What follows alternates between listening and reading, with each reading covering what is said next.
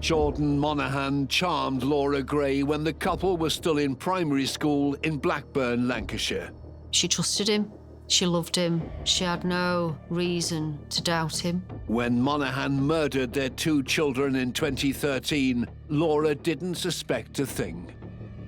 It's a level of evil that defies description. These are his children, and now they are both dead.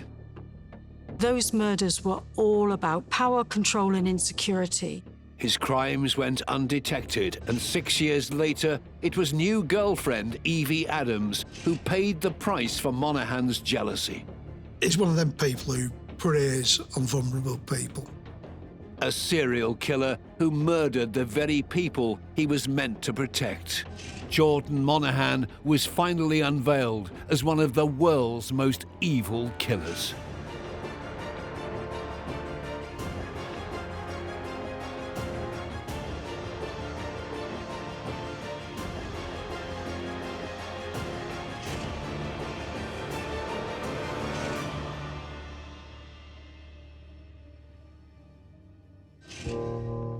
In 2013, young dad Jordan Monaghan lost both his children in the space of a year. The 22-year-old turned to the press to beg for answers about why his family had suffered such bad luck. Jordan took part in a number of local and national newspaper articles wanting to understand why they died. He felt that he could snuff out a life because he wanted attention. He looked like the poor, bereaved, devastated father. He must have felt invincible at that point. So invincible that he went on to murder again, killing his girlfriend, Evie Adams. The next time triple murderer Jordan Monaghan's name was in the papers, it was when he finally faced justice for his callous crimes. This killer's story begins on the 16th of July 1991 in the northwest of England. Jordan Monaghan was born in Blackburn, which is East Lancashire. He lived with his mother, his stepfather, his brother and his sister. He never knew his biological father. He was, to put it politely, a bad boy from the very beginning. He was popular, but uncontrollable, unruly, played truant a great deal. And this is at the age 7, 8, 9. Detective Pauline Stables would later become very well acquainted with Jordan Monaghan's criminal history. In his early years, Jordan came to the attention of the police due to minor levels of criminality, criminal damage, that sort of thing. By the time he was 11, he'd started experimenting with cocaine and with alcohol, and he started stealing cars. His problematic behaviour started really, really young. Where did this boy act as a child? It just seems to me that he was a mini adult from almost the beginning. This was the wayward boy who around 2003 befriended a local girl called Laura Gray.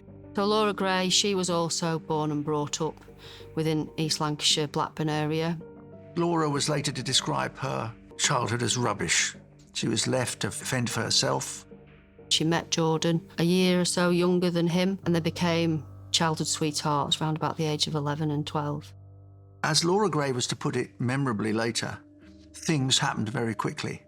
Laura Gray saw him as the man she was going to spend her life with. They were obviously fulfilling a need in each other, even at that childish age where they really shouldn't have been so dependent on each other as they were. And maybe Laura saw that as safe, somebody who would look after her, and that can be incredibly powerful. When Laura was 13, she got the first taste of Monaghan's manipulative tactics. When tired of his erratic behaviour, she tried to end their relationship.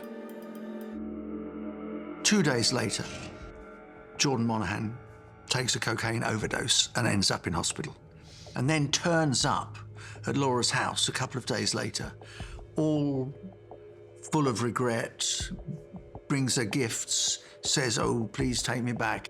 There were other troubling signs in the teenage Monaghan's behaviour. He terrorises his pet rabbits. On one occasion, he chases one round the garden with a hammer. On another occasion, he pretends to feed the rabbits and doesn't until one starves to death.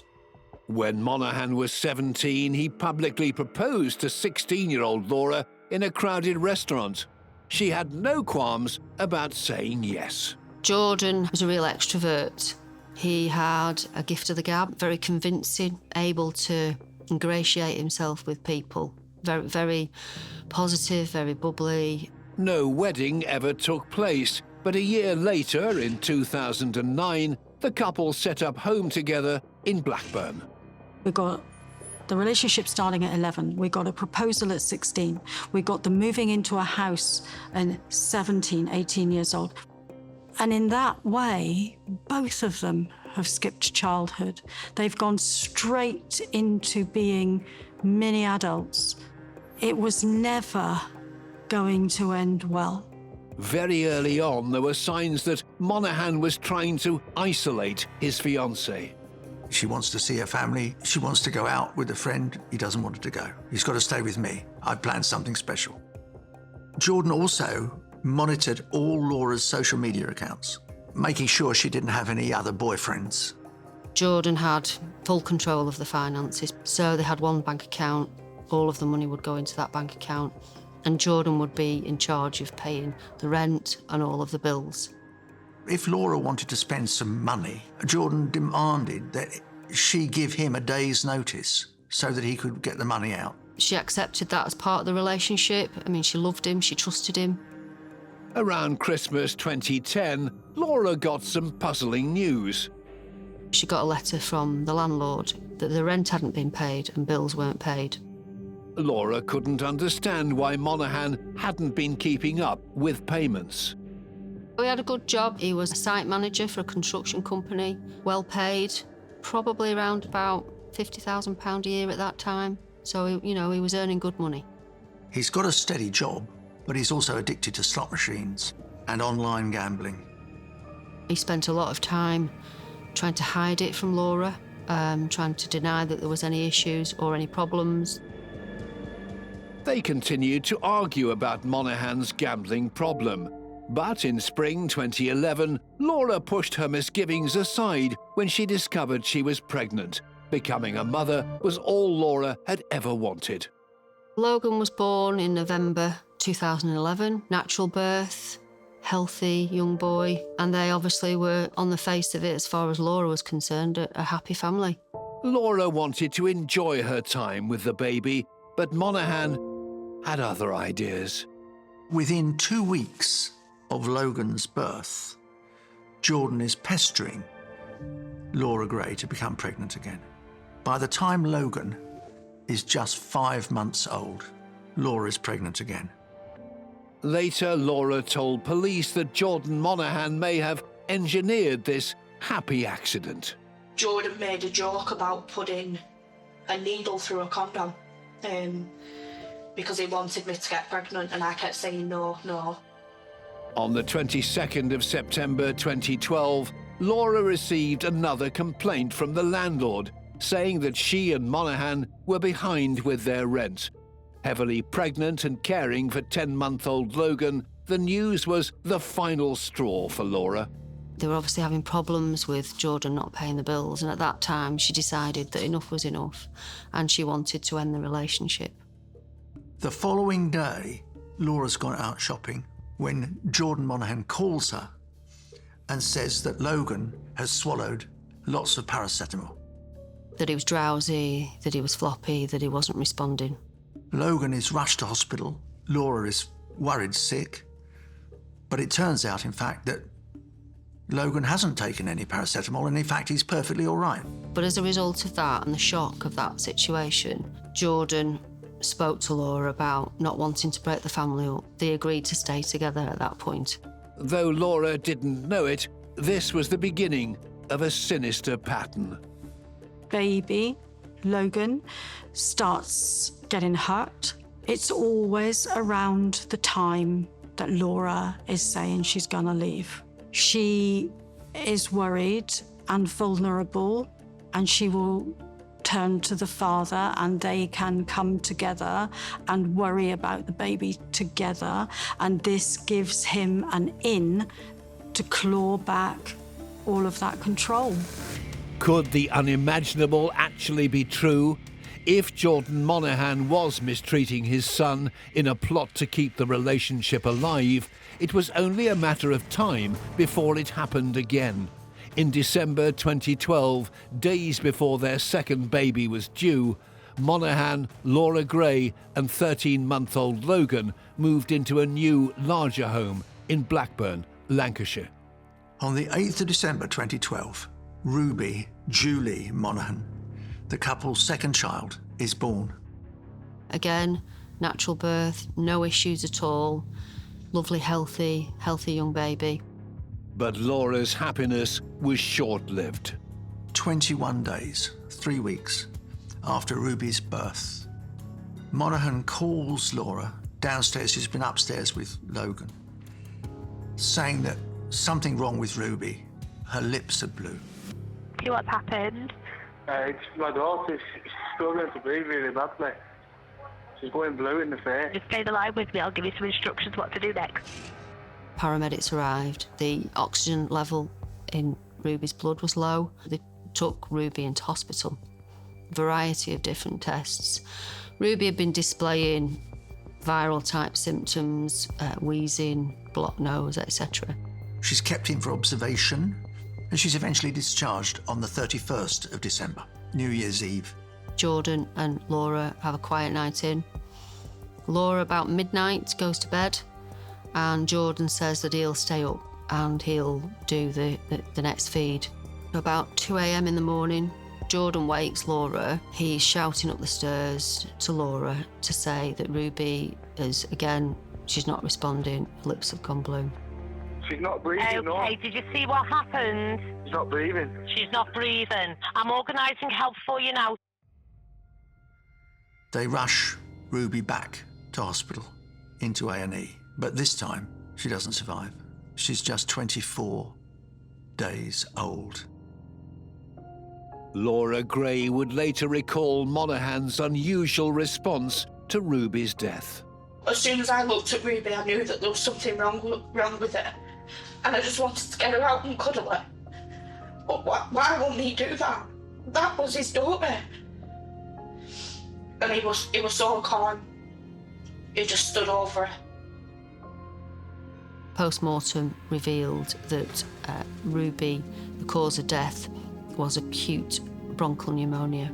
Sadly, children do die in these circumstances. There were no suspicions whatsoever. Only later did Laura recall another strange detail about the day Ruby had died. Laura had travelled in the ambulance with her newborn, while Monaghan stayed at home with Logan.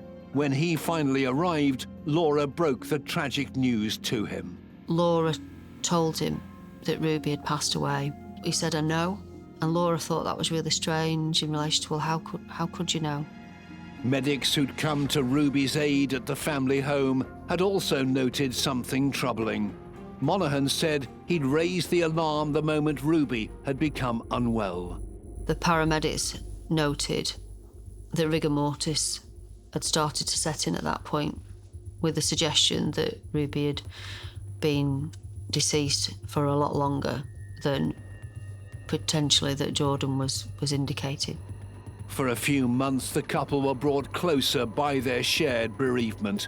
But by that summer, Laura once again had grave concerns about Monaghan's behaviour. On the 26th of July 2013, again, Laura got to the point where she decided that she couldn't continue with Jordan constantly lying to her. Laura Gray tells Monaghan, "Look, I've absolutely had enough of this. I've had enough of your gambling." So she told Jordan that the relationship was over. Monaghan appeared to accept the breakup, but the following day he asked to spend a few final hours with his son before moving out. So Laura went out shopping. History was about to repeat itself. Monaghan calls her up on her mobile phone and says, Logan's gone all floppy, and she rushes back. Laura called the ambulance came, and they took him to hospital and checked him out. Absolutely no issues with him whatsoever. Laura was completely distracted and distressed, and I think Jordan's obviously convinced her to stay in the relationship, and the fallout around the money got forgotten about because they were just relieved that Logan was okay. Just 3 weeks later, Laura caught Monaghan out in another lie about money. He claimed he hadn't been paid, but she witnessed him using an ATM to withdraw money from a second bank account she knew nothing about. That was the final straw for Laura. He'd lied to her time and time again. She couldn't trust him around the finances. So at that point, she said, "That's it. Enough is enough." So again, Jordan said, "OK, well, let me spend the day with Logan and then I'll go. I'll pack my things and I'll leave." That afternoon, Jordan Monaghan takes Logan out in his pushchair to a public swimming baths in Blackburn, and he goes into a cubicle to, quotes, change. He's in the cubicle for half an hour, but he doesn't change. And Jordan leaves without swimming. So when he leaves at that point, the rain cover is over the pram, the blanket is pulled up over Logan, and there's no movement of Logan in the pram. Monaghan takes the little boy home, and leaving him in his pushchair, he pushes him into the dining room with his face to the wall. Monaghan told Laura to let the toddler sleep a while. A couple of hours later, he left to pick up a pizza for dinner, asking Laura to wake Logan while he was out. So Laura goes to the pram, pulls away the rain cover and the blanket, and it's quite clear that Logan has died. Please, my baby's died. Please, hurry up. Tell me exactly what's happened. My baby's died. I just found him in the pram and he's dead. Logan Monaghan passed away on the 17th of August 2013, less than 9 months after his sister Ruby. He was just 21 months old. Laura was devastated. The police once again were informed of the sudden death. Logan was subject to a post-mortem, and there was no natural cause that could be identified, and ultimately the cause of death was unascertained.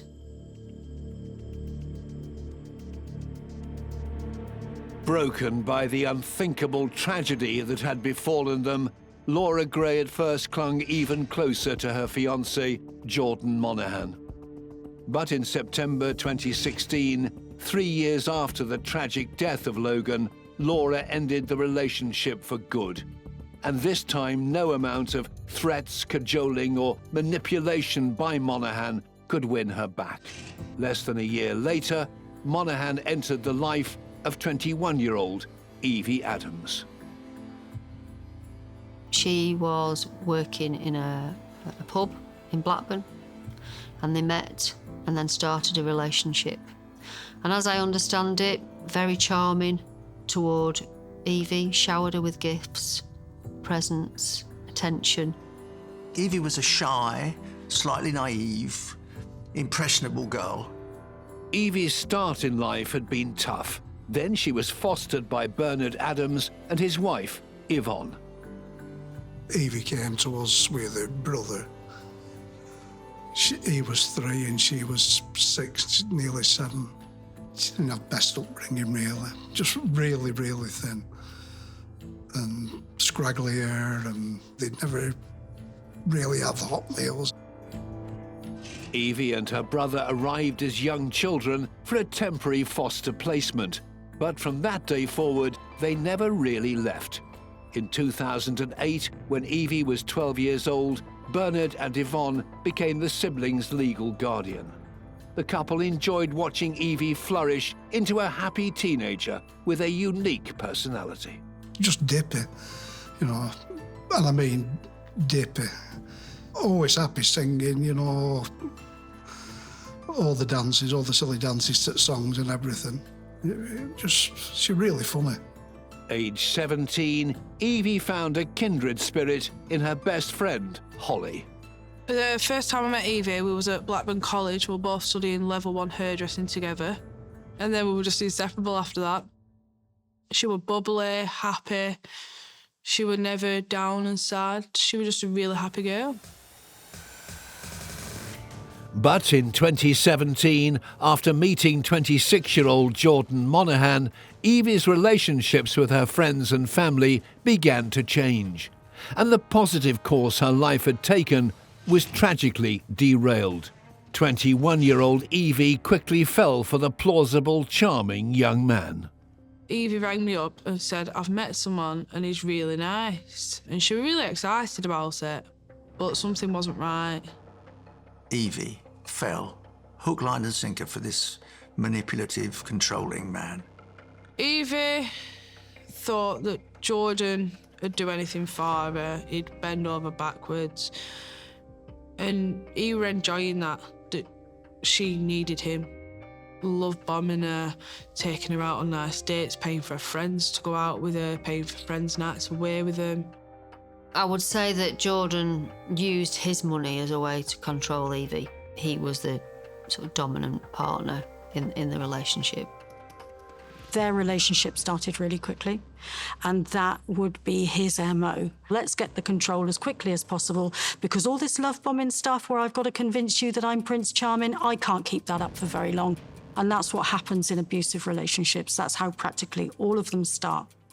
Evie's loved ones witnessed firsthand Monaghan's volatile behaviour. I went out with him a few times. He'd cause arguments and storm off, and then she'd go after him. I seen Evie have a couple of black eyes. I did ask her about her injuries, but I just got the same. I walked into a lamppost, or I've hit it on a door, or I fell downstairs. Unusually for Evie, she told Bernard very little about her new boyfriend, but her adoptive parents heard enough on the local grapevine to worry them. I tried to find out a lot about him first, but nobody would say, hey, well, he's a bad one. And then I heard he got a good hiding in town. Somebody had glassed him. A few months into the relationship, it finally became obvious to Bernard exactly why Evie's boyfriend had attracted so much hatred in the local area. On the 13th of April 2018, Monaghan was arrested on suspicion of murdering his children, Logan and Ruby, 5 years earlier. You understand, you're under arrest. All counts attempted murder. 2 counts of murder. 3 months earlier, the police had launched a formal investigation into Ruby and Logan's deaths. That involved a full review of all of the witness testimony, CCTV, forensics. And as a result of that, a review of the cause of death for Ruby was changed from acute bronchial pneumonia to unascertained. This meant that both Ruby and Logan's deaths were now considered to be unexplained and therefore potentially suspicious. By April 2018, the police had still not been able to conclusively rule out a genetic disorder that would explain Ruby and Logan's deaths. Despite this, they recognized a clear pattern that pointed firmly at the children's father, Jordan Monaghan. The main area of suspicion was around the fact that he was the only person present on each occasion of collapse. And on the vast majority of occasions, it was preceded by Laura telling Jordan that the relationship was over. By now, even Ruby and Logan's mother, Laura, suspected that Monaghan could have harmed his own children. You're obviously quite angry, I can see that. I think I've just realised that it's a big possibility that he's done something to her.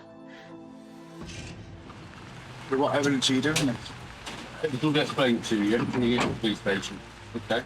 He was arrested in April of 2018 in relation to the deaths of his children, and he spoke freely throughout each interview, gave really comprehensive explanation, gave plausible, on the face of it, explanations in relation to the deaths of the children and the preceding collapses. Can you understand what we're where we're coming from with this, though. There's 2 occasions with Ruby that she's a fit and healthy child. She's fit and healthy in hospital. She's returned home, and again she developed some of the medical episode. Not medical episode, she died of pneumonia. Well, so that's right. There's a cause why she was in hospital because she was ill. In interrogation, he's very relaxed, very cocky, very arrogant. Seemed quite confident in his account. When we started to scrutinise his account, didn't hold water, didn't stand up.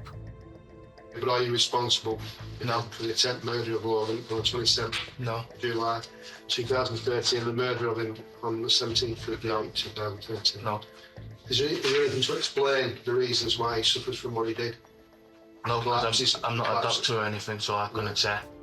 Though their suspicions were strong, detectives did not at that time have enough to charge Jordan Monaghan with the murders of his children.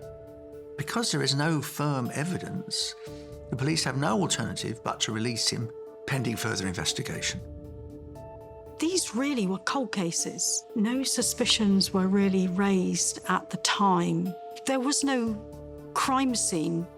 They need Monaghan to trip himself up, and they need to have those cause of death. Evie Adams refused to believe her boyfriend was capable of murder. Eve did talk to me about Jordan and his past. I went round, she was like, social services have been round. And then Evie went on to tell me that Jordan's been accused of killing 2 of his kids. Evie Adams is warned that he's being investigated and advised to take out a non-molestation order so that he can't see her. However, seemed apparent that she really had no intention of ending a relationship with Jordan.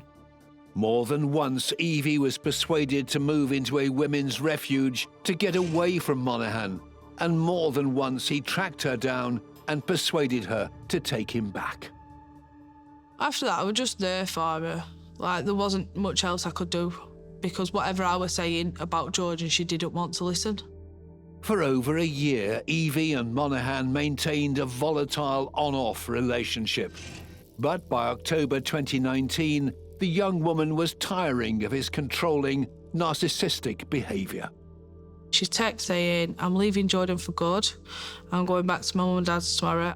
But Evie never made it back to her mum and dad's. A couple of days later, as he's done so many times before, he worms his way back into her life. A few days after this, Evie called her adopted parents, Bernard and Yvonne, because she was feeling increasingly unwell. When she was ringing up, she had in her head she had stomach flu. Jordan took control of the situation. He says, don't worry, I'll get you the proper medication to look after you. Hello, you're through to the NHS 111 service. She's been unwell for the last few days, and they said it could be possibly stomach flu. She's not getting any better. Some witnesses will describe seeing a brown bottle, a brown medicine tablet type bottle with no label on it, that he was seen giving Evie tablets. Also made appointments and then didn't tell Evie about the appointment and didn't take her. Over the next few days, 23-year-old Evie, by now staying with one of Monaghan's relatives, became more and more sick, but she refused any offers of help from her family. She'd been ringing our house, been ringing wife for 3 days saying she was ill. And wife said, look, I'll come down. Say, oh no, I've got an appointment. Doctor's coming to see me. Said, look, if you're not, just ring an ambulance, mum, at your hospital. Oh no, no, no. And then she'd be falling asleep while she on the phone. And she gets progressively worse. The pain's terrible. On the 24th of October, she's barely able to walk. Jordan planned to go out for the day to Wigan, and during that time, Evie deteriorated significantly to the extent that his family were phoning Jordan to say that she's really, really poorly. And he tried to put his family off ringing the ambulance until he arrived at the address. He arrived at the address, the ambulance were called, and sadly, Evie was pronounced deceased. When the police attended reports of a sudden death, They were struck by Monaghan's demeanour. I can't see any empty wrappers or packets or medication. I gave the paramedics some that was on the floor, call them on public seat. They've already took them. As he has been at the death of his two children, Jordan Monaghan is icy calm. Doesn't seem all that disturbed, doesn't seem traumatised. He also indicated that on the days leading up to her death, that she had intimated that she wanted to commit suicide, and showed text messages from Evie's phone that suggested that she didn't want to be here anymore. This was the version of events Bernard and Yvonne heard from the police that night. It was about 10:10 on the night she died. Some bad news for you. Your daughter's dead. She's took an overdose. We're to go over and identify her in Preston. In mortuary, it weren't very nice. And then the morning after, Bernard texted me saying, Evie's dead. And I'm like, no, she's not. She's going to ring me today. She's coming home. He's like, no, Holly, she's dead. None of the people close to Evie Adams believe she would take her own life. She had good parents, she had good friends, so no, she had no reason to commit suicide. I honestly thought he'd done something to her. I said to the wife, soon as I said, but he's done something to her. It wasn't just Bernard who was having suspicions about Jordan Monaghan. Lancashire police questioned Monaghan's version of events in the lead-up to Evie's death, and he was arrested on suspicion of giving Evie the prescription drugs they believed had killed her. Despite the dreadful tragedy, it provided an opportunity for the team of police officers investigating the deaths of Monaghan's children. The police link the deaths together. Ruby, Logan and Evie Adams. The one common factor is, of course, Jordan Monaghan. And so the same inquiry team took on both investigations. Jordan's behaviour during the interview with Evie was, as it has always been, very unemotional, matter-of-fact, cocky, confident. I think he was convinced that there was nothing going to come of the investigation, and he was confident that he was going to get away with it. Monaghan was released on bail once again, while the police began what they knew would be the difficult task of proving what they believed Monaghan had done. He was playing the grieving partner. Posting it all over social media, so he looked like the victim in it all. When it come to the funeral, he wanted to run everything. Monaghan was told in no uncertain terms that he would not be attending Evie's funeral. That didn't stop him engineering a bizarre discovery at her home. He instigated he and Evie's friend going through some of Evie's belongings. He got her around to decide which photo to put in coffin. There's a picture frame that they'd bought, and there was a picture within the frame. And he opened the back of the picture frame up and showed the friend there was a note in the back of the picture frame, and it was a typed note. Gave the appearance that it was a suicide note that Evie had written, and there was a signature on the bottom signed by Evie. It looked like Evie had indeed taken her own life, as Monaghan claimed. Detectives suspected, however, that it could be proof that something even more sinister had taken place. They called in forensic linguistic consultant Dr. Isabel Picornell. I was contacted by the Lancashire Police in March 2020 to conduct an authorship analysis on a note of disputed origin. So I was asked if I could determine whether or not Evie Adams was the author of this note. Our suspicions were immediately aroused by the fact that it was a typewritten note. It was in the back of a picture frame. This signature looked like it had been photocopied. I was provided with samples of Evie Adams' linguistic style, from formal letters she'd written to the police to pages from her diary, as well as other writings that the police had discovered.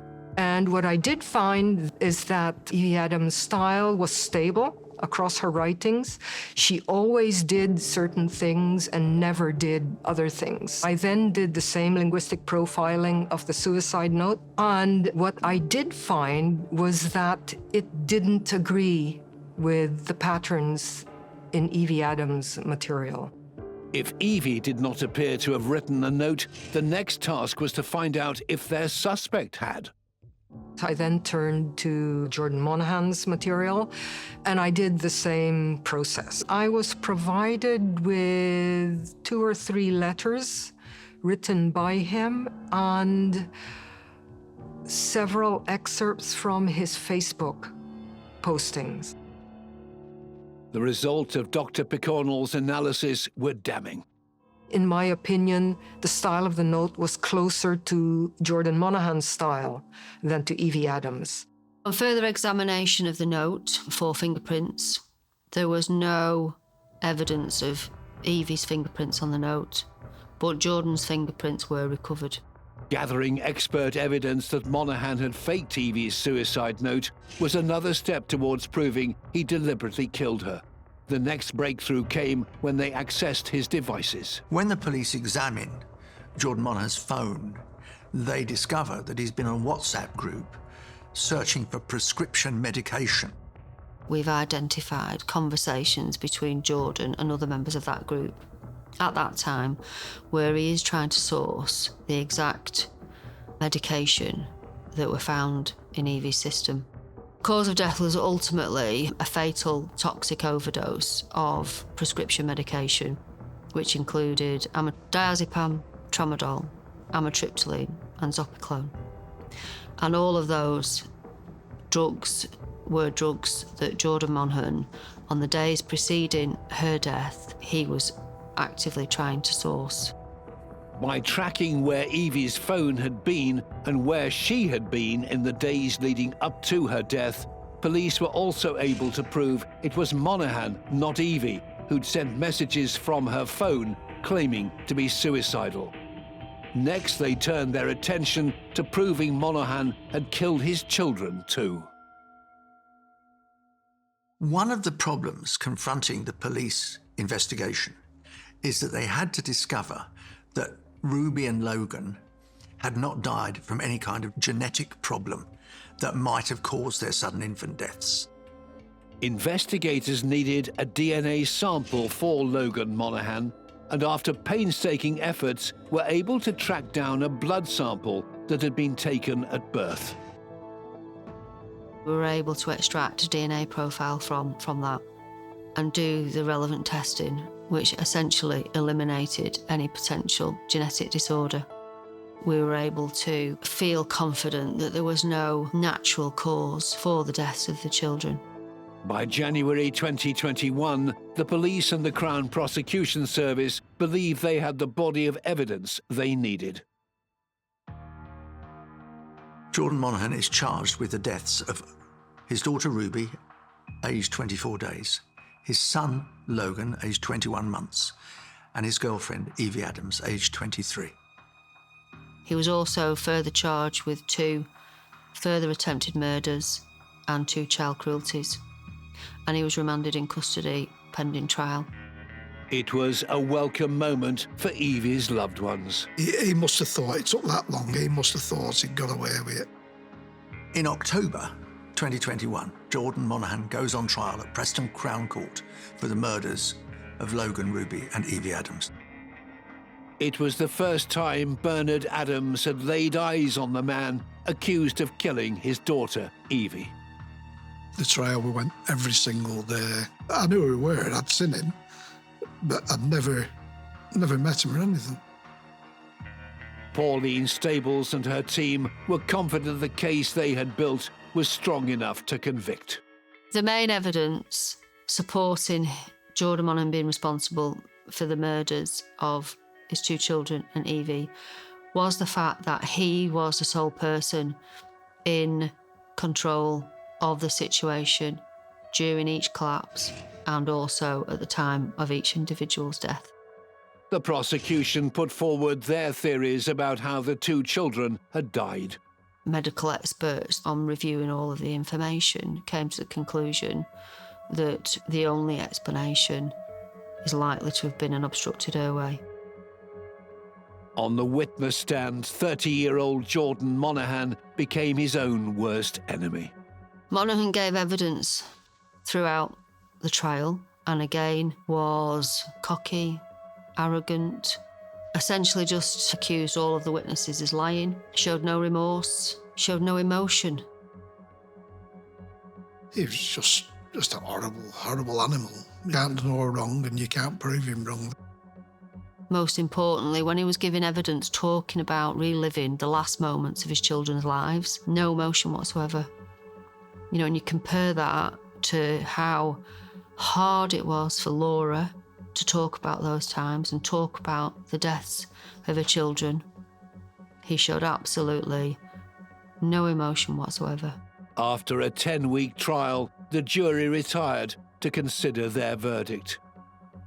They deliberated for 6 days. I'm very nervous about the outcome. We obviously felt that we had put the absolute best possible case forward that we could, that the evidence was strong, but ultimately it's a decision for the jury. On the 17th of December 2021, Jordan Monaghan is actually found guilty of all 3 killings. It was overwhelming. I think everybody was relieved. Justice for the children and for Evie was ultimately our main aim and our goal, and justice for Laura and for Evie's family. And it was a relief. Monaghan is given 3 life sentences with a minimum term of 40 years. The Home Secretary appealed to the Court of Appeal in relation to the sentence, in the fact that it was felt that it was unduly lenient. And indeed, the Court of Appeal then decided that it was unduly lenient, and Monaghan is given 3 life sentences, but with a minimum term of 48 years. No less than he deserved. The verdict and the sentence brought some measure of justice for Evie Adams's grieving family and friends, as well as for the mother of Ruby and Logan Monaghan.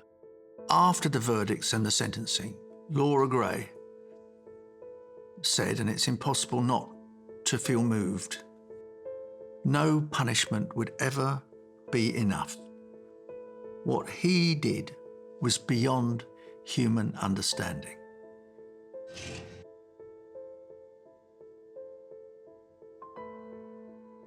Laura Gray says poignantly that she hopes one day to have another family. I will always be a mum, she said after Monaghan's conviction. It's all I ever wanted. And Jordan can't take that away from me. The outcome of the trial was a vindication for the police officers who'd left no stone unturned. A dangerous man who presented a risk to any woman or child who entered his life was finally behind bars. He's gone from murdering his children to murdering his partner to get what he wants. It's hard to imagine what else he could have gone on to do if he hadn't have been incarcerated. Monaghan was a heartless killer who showed no emotion throughout his series of horrendous murders. We'll never know why he chose to take the life of Evie Adams, nor the reason for the unforgivable murders of his own children. But thankfully, a meticulous and relentless police investigation finally exposed the callous crimes of Jordan Monaghan, one of the world's most evil killers.